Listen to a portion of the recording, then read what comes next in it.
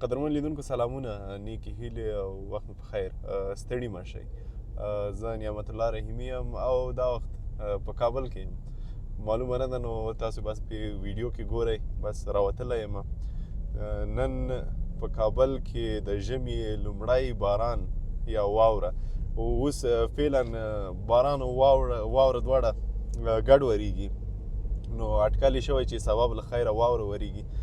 نو بس ومې غوښتل چې د کابل واورینه شپه یا هم باراني شپه په تاسو باندې وګورم، نو به په خیر انشاءالله که خدای کول چې سبا واوره وورېدله په سمه او ښکلي کیفیت کې سبا ته په خیر ویډیوګانې جوړې کړو وبې ګورئ. نو تاسو د باراني کابل لیدونکي اوسئ. مننه.